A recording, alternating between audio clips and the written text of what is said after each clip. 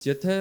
հպանցիկ նայենք վերջին 100-120 տարվա Իրանի պատմությանը, այդտեղ հեղափոխություն բառը շատ հաճախ ենք տեսնում։ Սահմանադրական հեղափոխություն, սպիտակ հեղափոխություն, իսլամական հեղափոխություն,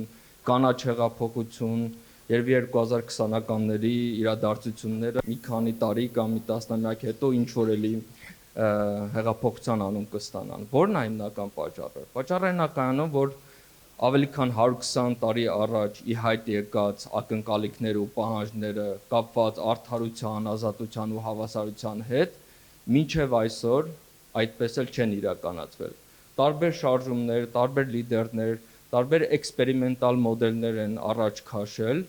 հասարակական քաղաքական կյանքը Իրանում կարգավորելու համար։ Այսօրվա դրությամբ կարող ենք եզրակացնել, որ դրանց մի զգալի մասը եւ թե գրեթե բոլորը կարելի ասել չեն արդարացրել հանրության պահանջները ու կարիքները։ Իսկ թե ինչու է Իրանը անցել հենց նման հախուռն ճանապարհով, երևի դրա պատմական ակունքներում գտնվում է Իրանի առերեսումը արևմտյան մոդեռնիզմի հետ։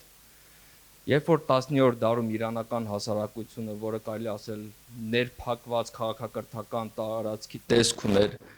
առերեսվում է արևմտյան նորմերի, տեխնոլոգիաների, կառավարման ձևերի հետ, դա քաղաքական տրավմայի նման մի իրադարձություն էր Իրանի համար։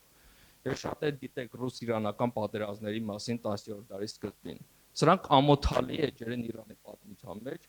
երբ որ այս կայսերական մեծ ժառանգություն ունեցող երկիրը նման ամոթալի պարտություն է կրում եվրոպական երկրից։ Դրանից հետո Իրանի պատմության մեջ ձևավորվում է այսպես կոչված Թուրքմենչայի սինդրոմը, Թուրքմենչայի պայմանագրով են ձևավորված,